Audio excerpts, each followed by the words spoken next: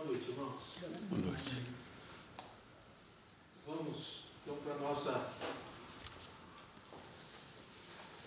sequência nos nossos estudos que nós estamos fazendo no livro de Eclesiastes, e vamos pedir a Deus para que nos esteja direcionando, né, nas nossas palavras, e também o Espírito Santo esteja ensinando as nossas vidas, né? Amém.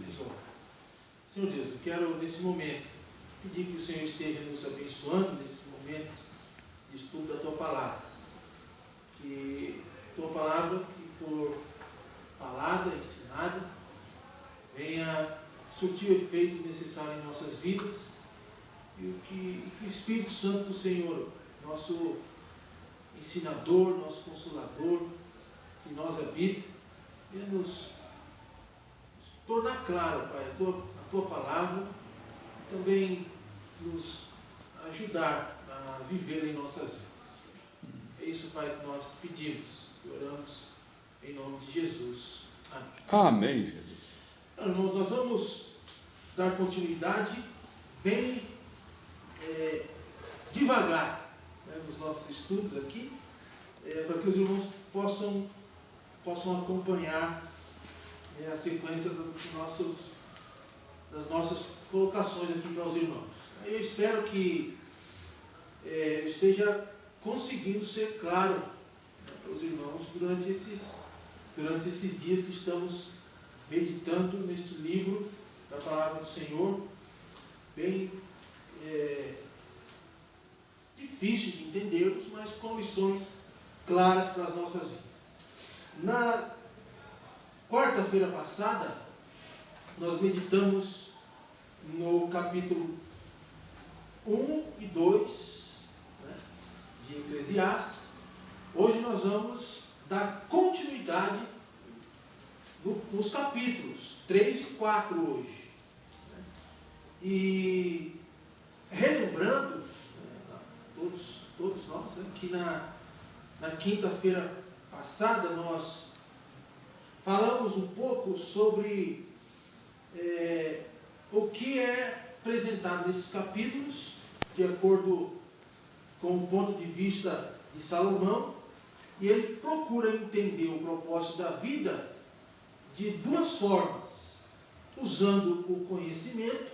Nós vimos que ele foi um estudante que estudou, que buscou conhecer, né? Então tentou compreender a vida por meio do conhecimento, e depois por meio do prazer, né, da vida, o que é que o prazer podia ensinar. E a conclusão é que ele chegou é que todas aquelas coisas eram boas, mas que deveriam ser aproveitadas do ponto de vista de Deus, né, na maneira certa e também na medida correta.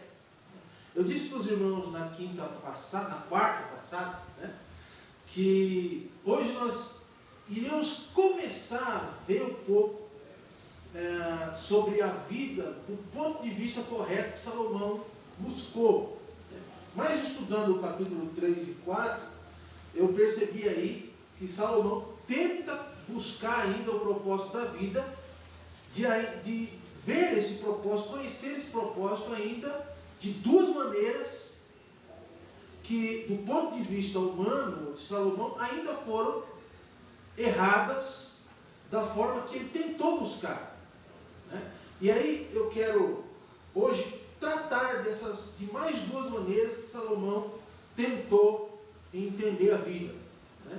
E aqui no livro de Eclesiastes, nós estamos há mais ou menos 3.000 anos do que o livro de Eclesiastes foi escrito. O autor já tentou buscar conhecer a vida por uma dinâmica, né? Nós vimos isso dentro de 3 dimensões, né? Corpo, alma e espírito. Uma parte material e outra parte espiritual, pensando assim no sentido de alma e espírito. E ele tentou compreender as coisas dessa forma e percebeu que tudo tem um propósito em cada momento na vida. nos versículos 9 a 10 do capítulo, se os irmãos quiserem já abrir lá em Eclesiastes, se é que não abriram ainda, né? Eclesiastes, ele então começa a perceber aí que a vida passa por duas sequências assim, lógicas, né, que a vida tem. Nós podemos perceber isso também na nossa vida. Versículos de 9 a 10, do capítulo 3, ele diz: que proveito tem o trabalhador naquilo em que se afadiga? A palavra fadiga é a intenção de sofrimento. Isso ele começou a perceber na vida, né, que a vida ela oferece momentos de sofrimentos, de fadiga, e também de ocupação. Ele começa a dizer isso a partir do versículo 10. Viu o trabalho que Deus impôs aos filhos dos homens para com ele os afligir. Tudo fez Deus formoso no seu devido tempo. Também pôs a eternidade no coração do homem, sem que este possa descobrir as obras que Deus fez, desde o princípio até o fim.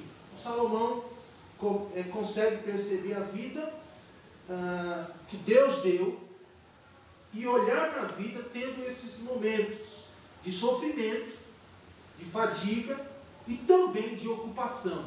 Eu acho que todos nós conseguimos perceber isso na vida. A vida ela tem provações, tem momentos de sofrimento, e o homem, debaixo do sol, vive ocupado, né? Todos nós trabalhamos, todos nós nos envolvemos, e é assim a sociedade. E ele percebe isso, do ponto de vista que Eclesiastes diz aqui, debaixo do sol. E ele consegue captar aí alguns aspectos maravilhosos da vida. Então, a nossa vida é maravilhosa. Se Deus nos permite vivermos, nos presenteou com a vida, porque a nossa vida é maravilhosa. Ela não tem só sofrimento, ela não tem só fadiga, mas também tem aspectos maravilhosos. Eu quero passar aqui para os irmãos esses aspectos maravilhosos da vida. Versículo 11, do capítulo 3, diz: tudo fez Deus, o quê? Formoso no seu devido tempo. Então, em primeiro lugar, primeiro aspecto maravilhoso da vida é que ela é formosa. No versículo 11 ainda, parte B, diz assim: também pôs a eternidade no coração do homem. Uma outra coisa maravilhosa da vida, outro aspecto maravilhoso da vida, é que ela não é só para esse momento, mas na perspectiva do homem com Deus, a vida é maravilhosa porque ela é eterna. Ela é eterna. E ainda no versículo 11, a terceira parte, a parte C, vamos ler do início: tudo fez Deus formoso, a vida é formosa no seu devido tempo, também pôs a eternidade, a vida eterna, no coração do homem, sem que esse possa descobrir as obras que Deus fez. Em terceiro lugar, terceiro aspecto acerca da vida, é que por mais que nós tentamos conhecer a vida no seu sentido maior, amplamente, queremos conhecê-la totalmente, jamais nós conseguiremos fazer isso. Por quê? Porque a vida ela é indecifrável. Do ponto de vista da humanidade, do homem, nós não conseguiremos conhecer a vida na sua na sua totalidade, porque a vida, até certo ponto, ela é indecifrável, certo? Então, desfrutar é ruim totalmente? Não é, desde que seja um dom de Deus para a vida do homem. E a vida, nessa perspectiva, como vista de um dom de Deus para nós, ela é boa de ser desfrutada. Agora, nós falamos aqui sobre 3 aspectos maravilhosos acerca da vida. Mas também Salomão consegue enxergar 3 aspectos terríveis a respeito da vida. Então, dentro desse aspecto terrível, não só tem sofrimento e ocupação, porque a gente pode dizer que o sofrimento e ocupação acaba sendo normal, porque Deus criou o trabalho, Deus deu o trabalho para o homem, e aliás, o trabalho começou a existir antes da queda, né, pastor? Não foi só depois, né? O trabalho já existia antes, ele só se tornou depois da queda algo pesado, ruim, por causa do pecado, mas já existia antes. E o sofrimento, Jesus Cristo diz lá em João, no mundo tereis. Então acaba sendo um aspecto, do ponto de vista nosso, humano, ruim. Mas Deus já disse que isso iria acontecer para nós. O trabalho, a ocupação e o sofrimento. Mas servem até para a nossa educação espiritual. Agora, Salomão consegue enxergar 3 aspectos terríveis da vida.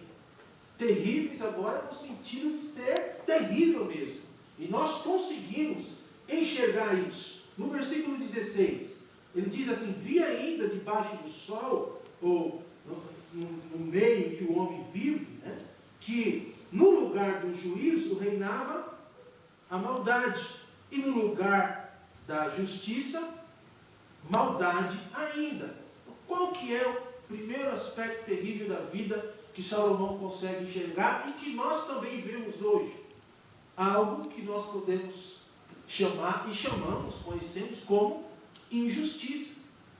Quanta injustiça nós vemos hoje em dia em nosso meio? Pessoas são tratadas muitas vezes de forma que não deveriam ser tratadas, de forma injusta. E Salomão já via isso no tempo dele. Nos versículos 17 a 18, diz assim: então disse comigo, Deus julgará o justo e o perverso, pois há tempo para todo propósito e para toda boa obra. Disse ainda comigo, é por causa dos filhos dos homens, para que Deus os prove e eles vejam que são em si mesmo como animais. Então, segundo aspecto terrível da vida aqui, é que Salomão consegue enxergar que a vida é algo previsível. Ele diz, pois há tempo para todo propósito. Então, há tempo dentro da vida. O tempo deve ser vivido dentro da vida. E esse tempo é algo previsível. Nós podemos olhar para a vida e conseguimos constatar algumas coisas que acontecem de ruim, que o homem ele vai traçando e vai fazendo no seu viver. Nos versículos 19 a 20, Salomão diz assim: porque o que se sucede aos filhos dos homens, sucede aos animais. O mesmo lhe sucede. Como morre um, assim morre o outro. Todos têm o mesmo fôlego de vida e nenhuma vantagem tem o homem sobre os animais, porque tudo é vaidade.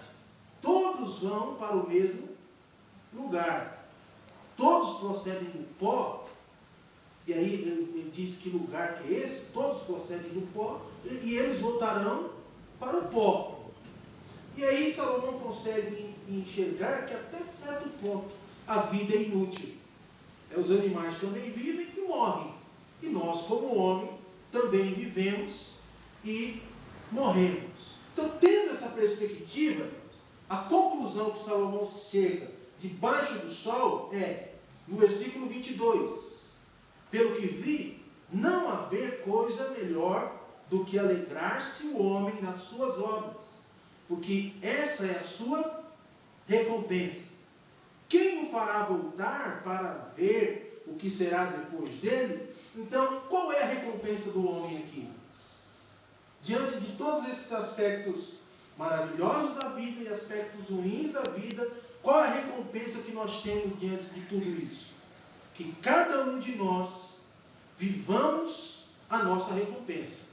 Aquilo que é melhor para nós no tempo em que nós vivemos. Então, no tempo que nós temos hoje para viver?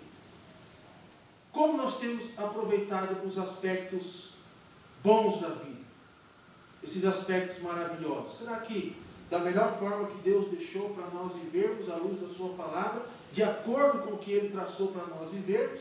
E essas coisas terríveis que acontecem, qual será a forma de nós lidarmos com tudo isso? Também à luz da palavra do Senhor. Há muita injustiça, há muita previsibilidade humana. O homem nasceu, mas irá morrer. E até certo ponto, aqui nessa terra, a vida acaba sendo inútil. Mas e para nós? Como aproveitar todo esse tempo?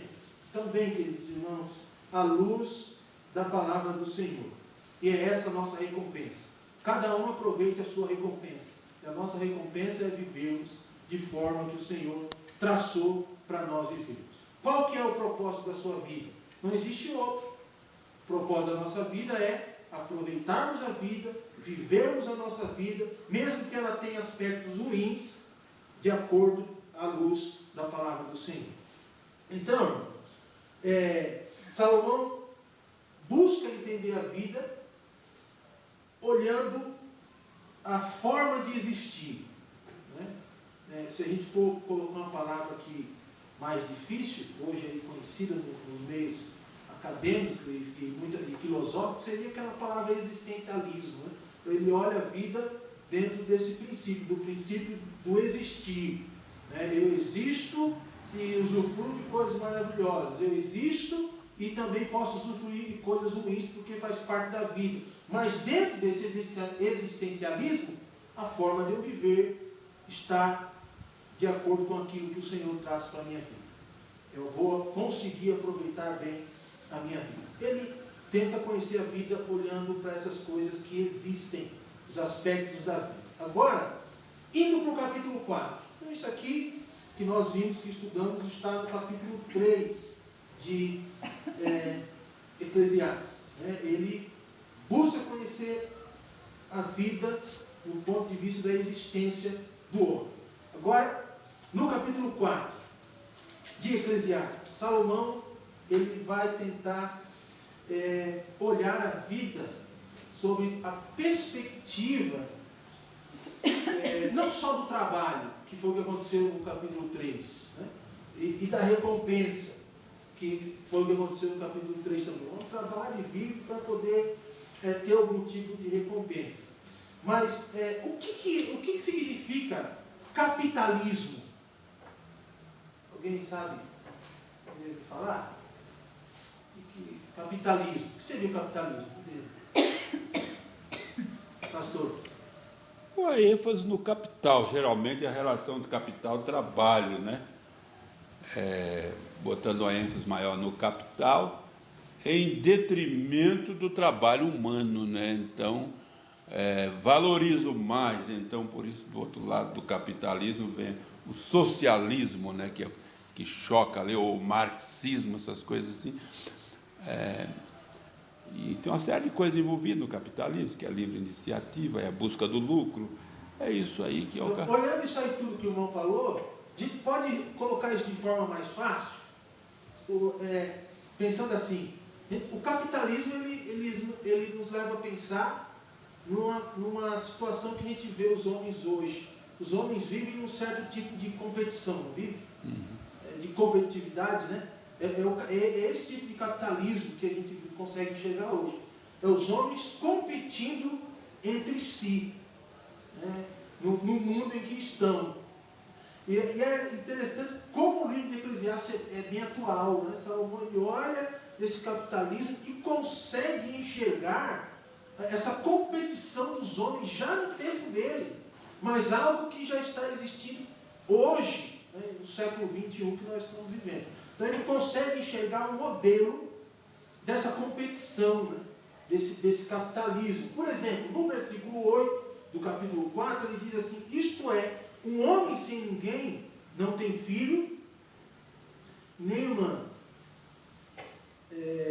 Contudo, não cessa de trabalhar, e os seus olhos não se fartam de riquezas. E não diz: para que trabalho eu, se nego a minha alma os bens da vida, também isto é vaidade e enfadonho trabalho. Então ele diz que o homem não para de trabalhar, né? Ele continua sempre trabalhando e não se farta de riqueza. Não é isso que nós vemos em outros dias, nossos dias? Conseguimos enxergar isso. O que é isso aqui em outras palavras? Querer sempre mais. A gana. Isso é o capitalismo. O capitalismo é assim, quer sempre mais, né? Sempre a ganância. No versículo 9, melhor é serem dois do que, porque tem melhor é serem dois do que um, porque tem melhor paga do seu trabalho. Melhor é serem dois do que um, porque tem melhor paga do seu trabalho. Versículo usado em muitos casamentos por aí, né? Melhor serem dois do que um. Mas aqui a gente consegue enxergar um modelo da indústria. Né? É melhor serem muitos, porque onde muitos trabalham, quanto mais trabalha, e um ajuda o outro e mais ganha, mais tem retorno. Né? No versículo, a gente consegue ver isso aqui também no versículo 9, olhando para o lado da produtividade, do retorno. Né? Esse é o modelo capitalista. Quanto mais trabalha, mais retorno tem. Nos versículos de 10 a 11, porque se caírem, levanta o companheiro. Aí, porém, do que estiver só, pois caindo não haverá quem o levante. No versículo 11, também se dois dormirem juntos, eles se aquentarão. Mas um só, como se aquentará? E aí, esse frio aí é bom ter dois, né, juntos, tá? Cobertor de orelha. Mas aqui é justamente sobre essa ideia de associação que Salomão está falando, de comunhão. Né? É esse o modelo da competitividade hoje. Quanto mais as pessoas se juntam, mais há capacidade para ganhar e para competir. Só que ele não para por aí, né? Ele continua dizendo que essa forma de ver a vida, ela traz opressão, ela traz injustiça, porque há muita guerra, há muita competitividade, né, entre si. Agora, para a gente pensar na fragilidade desse movimento aqui, onde as pessoas trabalham, buscam, porque querem saciar sua vontade, sua gana, quer ter um certo tipo de produtividade, e aí tem a associação, né, a comunhão, para chegar para ganhar do outro. Só que por mais que haja tudo isso, no mundo de hoje, já existiu de Salomão, mas acontece também no mundo de hoje, ainda continua sendo tudo incompleto. Por mais que o homem lute, por mais que o homem crie um certo tipo de competitividade com o outro, e parece ser feliz por isso tudo, ainda há muita coisa incompleta.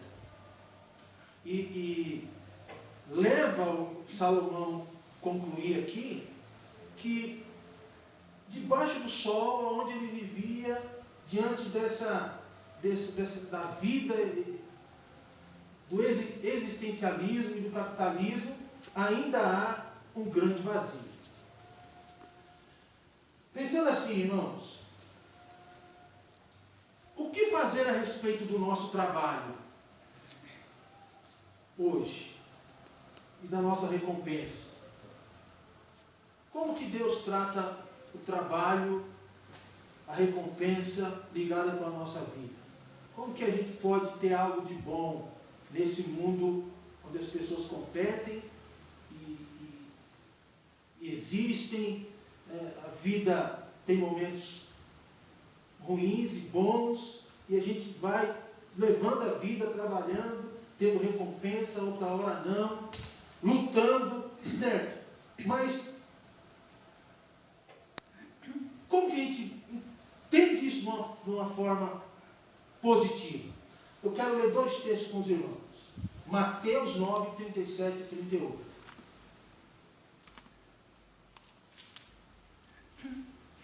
Aliás, 3 textos. Primeiro é esse, Mateus 9, 37 a 38.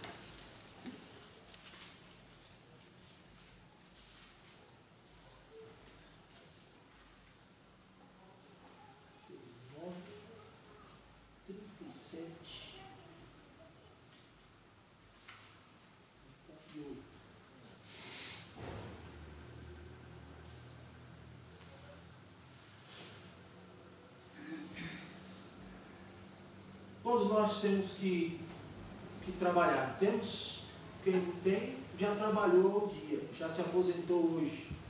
Né? Já está aposentado. Está na vida boa. Né?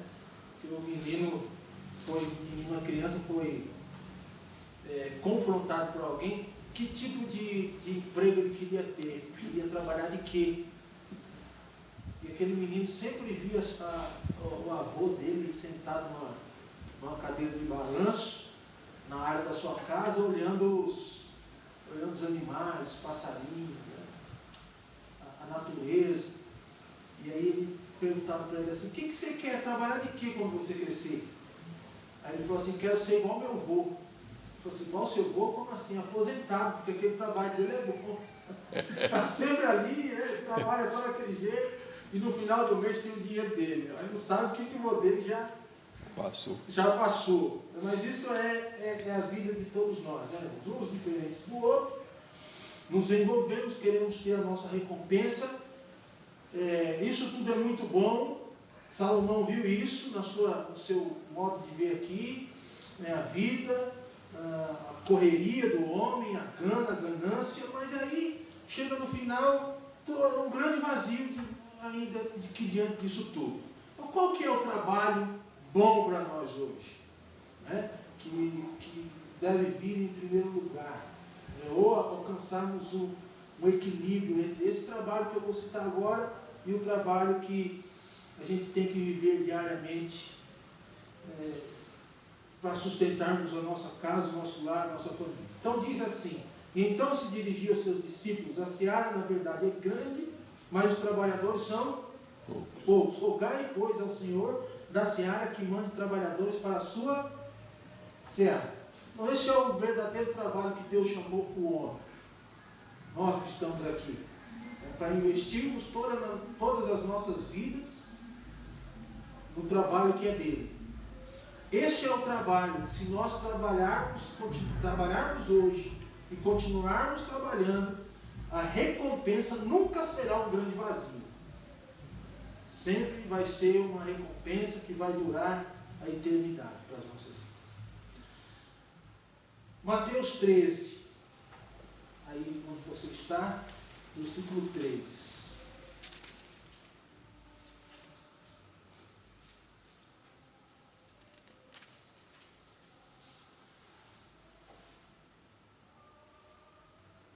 E de muitas coisas lhe falou por parábolas e dizia: eis que o semeador, ou o trabalhador, saiu a semear. E ao semear, uma parte caiu à beira do caminho, e vindo as aves a comer. Outra parte caiu em solo rochoso, onde a terra era pouca, e logo nasceu, visto não ser profunda a terra. Saindo, porém, o sol a queimou, e porque não tinha raiz, secou-se. Outra caiu entre os espinhos, e os espinhos cresceram e a sufocaram. Outra, enfim, caiu em boa terra, e deu fruto, a 100, a 60 e a 30. A 30 por 1. Quem tem ouvidos para ouvir, ouça. Então, qual que é nós vimos o trabalho que o Senhor deu. Seara, esse é o trabalho que traz recompensa. E qual é a recompensa? É frutos para as nossas vidas. São galardões. Não só o galardão que a gente vai receber lá na eternidade, Mas os frutos que nós podemos observar aqui é o reino do Senhor crescendo, as pessoas sendo edificadas, a igreja sendo edificada. Essa é a recompensa que Deus nos dá. Essa é a recompensa eterna e que deve a cada dia confortar os nossos corações. O Salmo 127 é o último texto. 1 e 2. Salmo 127 e Salmo 128 são os salmos da família, né? E diz assim: se o Senhor não edificar a casa, em vão trabalham os que a edificam. E depois ele continua dizendo: inútil vos será levantar cedo, e comer o pão que grandiosamente pelejastes, né? Alguém abriu isso? Tem aí?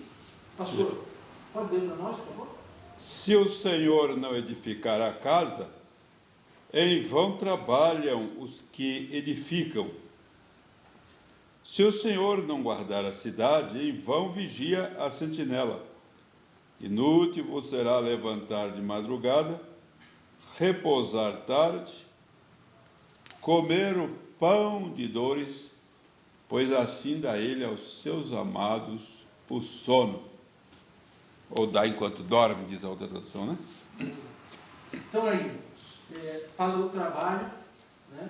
Mas que será do nosso trabalho se o Senhor não colocar a mão para abençoar? Então tudo isso que nós vemos hoje em dia, essa gana, essa produtividade, esse trabalho todo, muita opressão, muita injustiça, pessoas invejosas, pessoas egoístas, um querendo comer o outro debaixo do sol, mas nada disso tem valor algum longe do Senhor. Né? E a vida tem momentos bons, momentos ruins, mas também pode ser vivida alegremente da perspectiva da eternidade para as nossas vidas. Então vamos pensar que todo trabalho sadio e recompensa vem do Senhor. Mas o melhor trabalho que devemos aproveitar enquanto estamos aqui é o trabalho da seara do Senhor. Este trabalho nós temos e as recompensas são eternas para as nossas vidas. E eu vou dizer mais para os irmãos: para isso não tem idade, viu, irmãos? Todos nós, no momento em que vivemos, podemos fazer algo para a seara do Senhor e colhermos frutos desse trabalho que traz recompensa para toda a nossa eternidade. Então, a nossa oração deve ser que Deus nos capacite a cada dia mais e mais para vivermos trabalhando na seara do Senhor. Esse trabalho, frutos desse trabalho nós colheremos lá no céu, né, quando nós estivermos com o Senhor. Muito bem. Semana que vem a gente continua em Eclesiastes. Mais 2 capítulos à frente. Hoje nós olhamos para o capítulo 3 e 4 e próxima quarta, capítulos 5 e 6. E assim nós vamos caminhando aqui no livro de Eclesiastes e olhando algumas coisas que Salomão deixou e procurando tirar algumas aplicações para as nossas vidas. Ora, vamos orar.